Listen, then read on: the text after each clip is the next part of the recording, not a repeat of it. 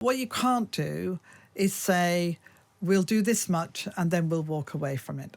I'm not sure they will. I'm not sure they can. Cathy Ashton, we know that President Trump's been lashing out at President Zelensky, accusing him for refusing to recognise Crimea as Russian territory, and writing on Truth Social, if he wants Crimea, why didn't they fight for it 11 years ago when it was handed over to Russia without a shot being fired?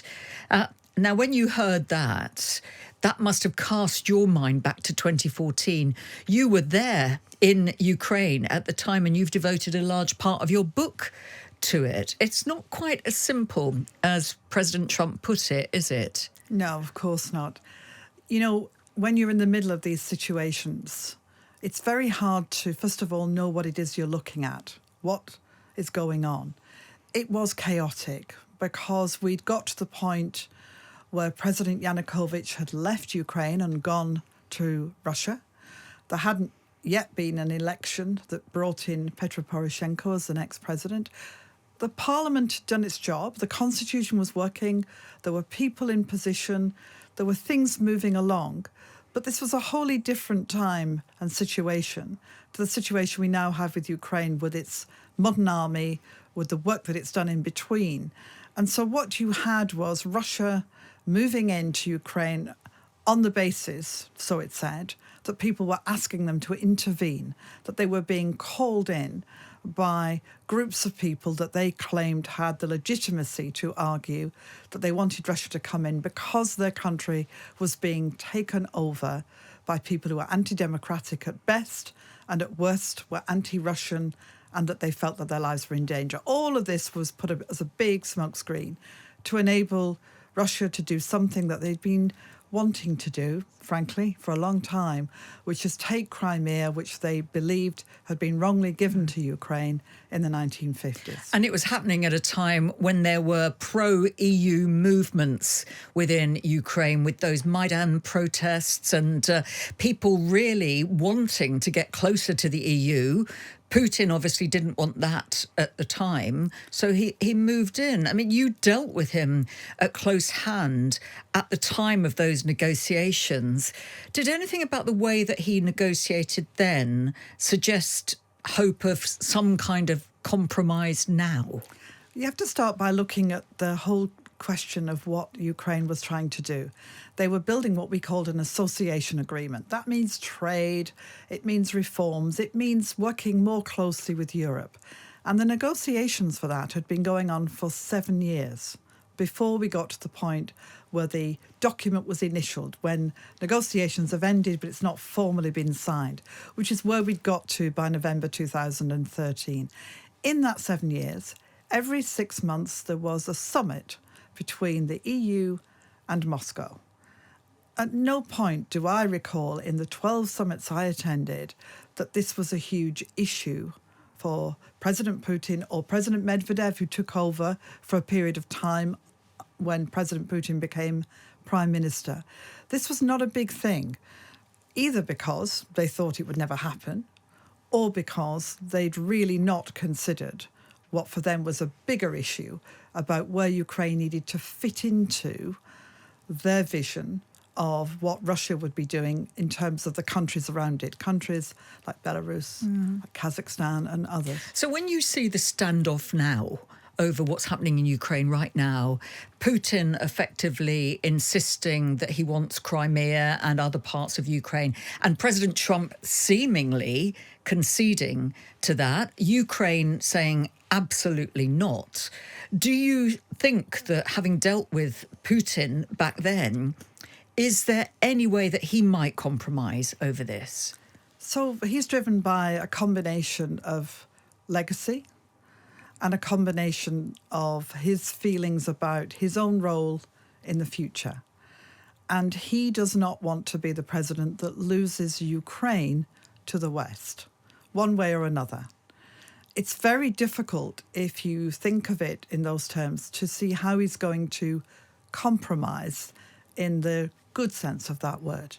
However, what he will have realised is that over these years, many, many Ukrainians do not want to be part of Russia or simply a puppet of Russia. So he's going to have to think differently than when he started. He didn't take Ukraine in days or weeks as he originally thought. Years later, he still hasn't taken Ukraine, and Ukraine is not his. So he's going to have to think about the compromise. Now, there's no question that Russia would like to keep the territory that it's already got. This is extremely difficult for Ukraine, of course. And it will be for President Zelensky and the people of Ukraine to decide what happens. But what I can say, having been involved in negotiations, is that wars don't end with straight lines, they end with ragged edges. Things are difficult, compromises are hard to bear, and there will be things that have to happen that will be difficult and challenging to find resolution. Do you think Zelensky's clutching at straws then to think that he can refuse to cede Crimea? You know, if it's a way of bringing an end to the bloodshed. He has to start from the position that he holds, which is Ukraine should be free and whole and make its own decisions as a sovereign nation. If and when there comes a point of negotiation, he will, in his own mind, have ideas and thoughts about how he can move his country forward. And that will include, for sure, his own thinking about Crimea, about what's happened in the Donbass, about the situation that his country finds itself in economically, about the need for reparation, prisoners that need to be returned, and all these children who've disappeared that need to be brought home. He will have a thought-out set of ideas. They will change in the course of negotiation. He will have to think hard and long about certain decisions he makes. But this is for him. This is for him and the people who've suffered for so long, with help from Europe, and I hope with help from the United States. So what do you make when you see the diplomacy by social media that's employed by Donald Trump? It's not your style of diplomacy, is it? And Grant Shapps, of course, a former member of the Tory government, has cracked and said publicly that Trump is a swaggering bully who's sick and disgusting on Ukraine.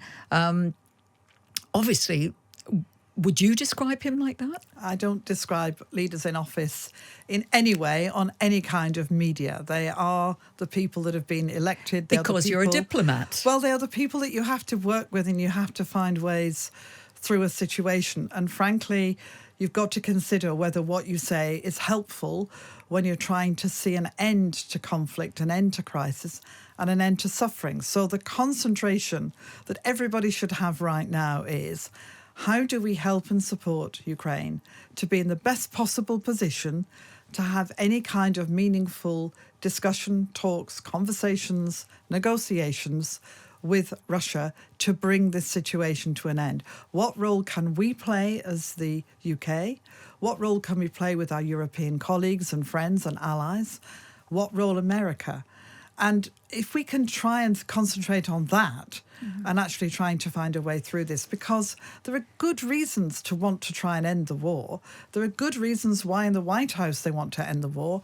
There are extremely good reasons why in Kyiv, especially with what's been happening in these last days, they want to draw this to an end.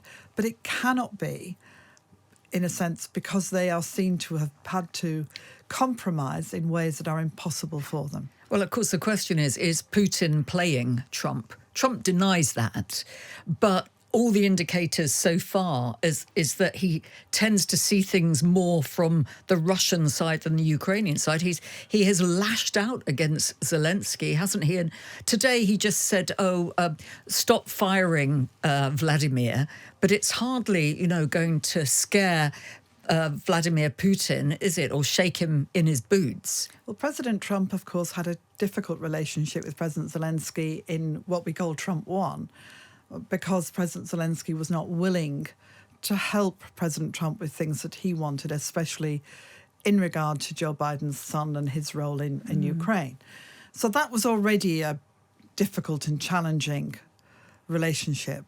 When it comes to President Putin, well, there's no question, I think, that President Trump finds himself in an easier situation when he's talking to people who he regards as effective, strong, dynamic leaders who are able to determine their own future. We've seen that before. It's no surprise to see it again. But one of the things that really matters is that people look at the history of President Putin, look at how he operates. What he is doing now is no different to the things that I saw 10 years ago. There are plenty of people who really do know how he is, how he operates, what he says, what he's likely to do, and the realities of what he wants.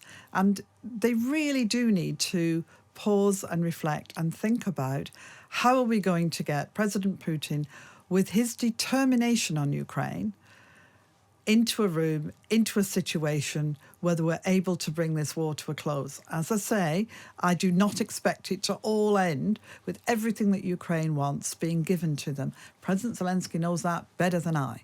They've already suffered so much. But let's try and see whether we can help him to be in the strongest position possible. But if Putin thinks that he has effectively got Trump's ear, and Trump, it seems, wants to get things done quickly so that he can herald a great deal that he has overseen. And if that doesn't happen, he might walk away. Why would Putin even stop? Doesn't Putin feel that he's already getting almost everything that he wants? It's really interesting, you know, when you watch leaders come into office with great plans, whether they're domestic or international, and what I'm going to do on day 1 and day 7 and up to day 100 usually, this mythical 100-day sort of vision that leaders have. And they rarely are able to do much of what they want. And this was always going to be the case with Ukraine. First of all, President Putin has no reason at the moment to want to consider making dramatic changes. So how do you bring him to that point? What is it that you can offer? Or what is it, if you like, from the other side of offer, what is it that you can be assured will happen in a negative sense, not quite a threat, but the carrot and the stick, I suppose. Yeah, the sanctions. The sanctions, they haven't even been threatened to the degree that they could be. Right. What is it that you can say, look, Yeah. this is why this needs to end? And it is about, because you're a leader that people expect to do things that are unexpected, it can give you an advantage in being able to do things that can make a difference. But what you can't do is say, we'll do this much and then we'll walk away from it. I'm not sure they will. I'm not sure they can, because we very quickly get into the position of how much support is going to be given to Ukraine, how much continuing support is going to be available to Ukraine. So there's a lot of words in this, and there's a lot of threats and actions and all sorts of things. Again, what you know about negotiation is that what's going on that you can see is often not really what's going on. It's what's going on below the surface. And you are still seeing quite a lot of traffic, lots of meetings going on, people moving around.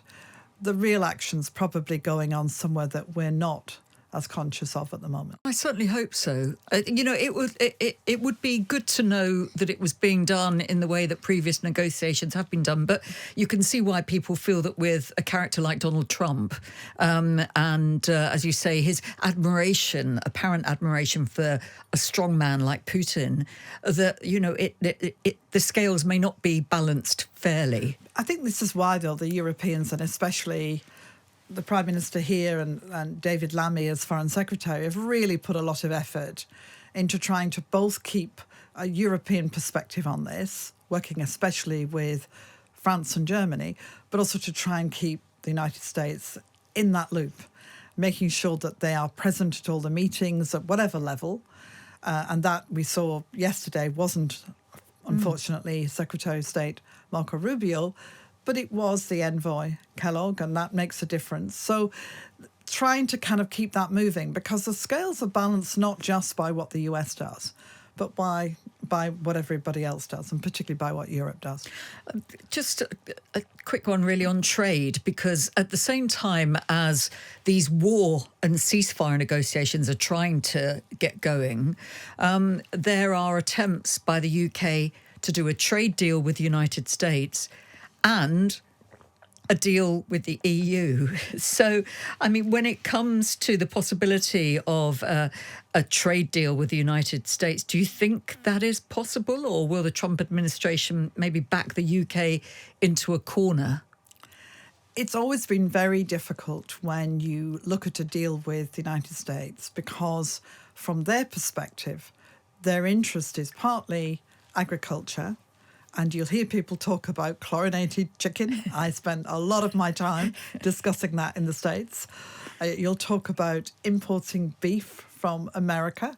And you'll talk about the capacity of the US market to simply overwhelm our suppliers domestically and the challenge that would bring to farmers, to food production, which is often argued as almost a national security issue of itself. Where do you get your food from and so on?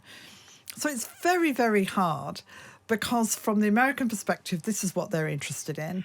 And from the perspective of the UK, we often want to involve ourselves in public procurement services and so on.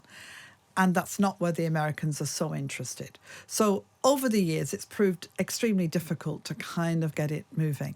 Having said that, it also needs political will on both sides. And I think what you're seeing now, especially with having the first political appointee as our ambassador for the first time in a long time, that Peter Mandelson, that there's more effort being put into trying to find ways to reconcile these problems and at least have some level of trade deal, especially if that's going to have an impact on reducing tariffs.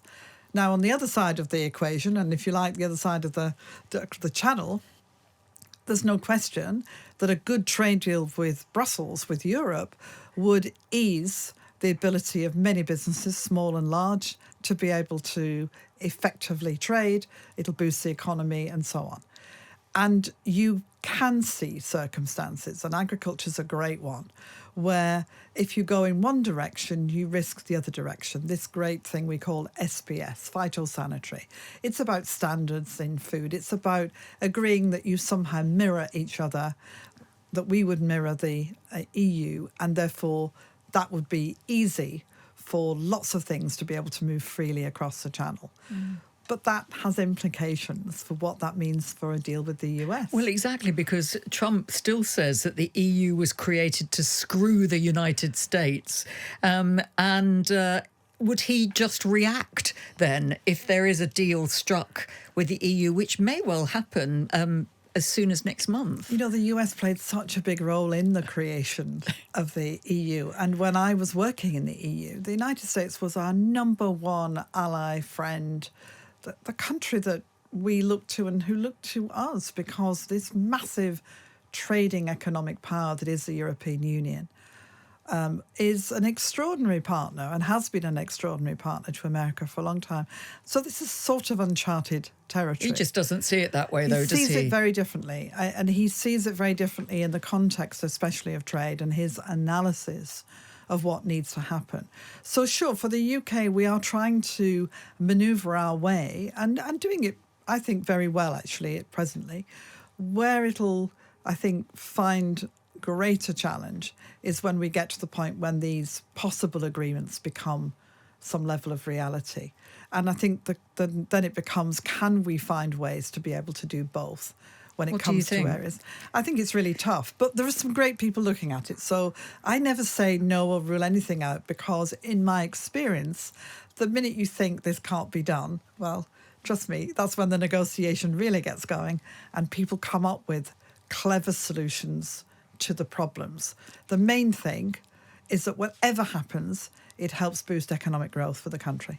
And do you see a way through on this idea of a youth mobility scheme, for instance, which up until now, Yvette Cooper has been very reluctant to agree to it. But the word that we're getting from Downing Street today is that they are now open to the idea of allowing people to move backwards and forwards. It's very hard if you're the Home Secretary, because all you're concerned about are the figures and the fact that people get very nervous and worried about immigration. And that's especially true now for all the reasons that we could go into, but would take a long time. And is it a return to free movement and the question is this the sort of pre-Brexit return to free movement, which it isn't as far as we can see from what's being proposed. So I think a lot of this will come down to what is it actually going to be about. This is about young people coming to Britain, having opportunities for a short period of time. You know, the general public may quite like that, may be interested in that. It's about what it is, how you sell it, what you explain it in reality to be. And I hope that they'll actually start to have a good conversation about that. But, I feel for the Home Secretary. It's never easy if you're in that position. Can I just ask one rounding up question? You wrote a book about 21st century diplomacy and your role in a number of areas around the world, with people talking in the way that diplomats used to talk. We are in a very different environment now, aren't we, with the individuals that we're talking about? Do you feel that things have passed the point where we can return to those old-style diplomatic methods, or is it all going to be now out on the airwaves, on social media? Is there a hope of going back to the quietly, efficiently sort of way of doing things? I think it still exists, Caroline. I think it's still the case that most diplomats work in what I call the drip, drip, drip of work that you do for your country or your organisation somewhere in the world, trying to solve problems, trying to stop problems happening in the first place, which is the real essence of diplomatic work and why it doesn't get talked about very much. Trying to find solutions. And the worst conflicts, the worst crises end up eventually one day with people sitting around some kind of table, square, round, donut, whatever, in order to try and solve the problem. And so you will always need diplomacy, you'll always need great diplomats, and they will always be, as I describe it, when you look at the photographs at the end, the people in the second row, not in the first row. Always look behind the politicians that have to be there. They're not just trying to steal the limelight, they have to be there to give it the sort of political signature. But it's the people in the second row that you should look at, because I bet you they were the ones who spent days and nights trying to get to a solution. But if Donald Trump does what he's threatening to do, which is if a deal can't be reached between Russia and Ukraine, that the US will just walk away, can a deal be struck without the United States? If the United States seriously were to walk away, the situation changes dramatically. They are the huge funder and supporter of Ukraine in terms of weaponry, bullets, machinery, and other support. So everything changes. And that, I think, is very much on the minds of people listening to those kind of statements. I don't believe that will happen. I do believe that leaders make all kinds of threats in the open air in order to try and make things move. So you have to put it in context, although I recognise that President Trump is someone who tends to move in the direction of the things he said. What I think we have to be aware of is that there is a very strong push to try and find some level of the beginning, anyway, of the end of this war and the beginning of ways to try and resolve the crisis. Now, that relies entirely on putting Ukraine in the strongest possible position to be able to negotiate or to be able to make demands or whatever words we want to use, but to be able to feel that their back is being watched. And that's what's so important about what Europe is doing, and it's so incredibly important in terms of the US. You've got to get the back of the people that you're really trying to help. They did not start this war.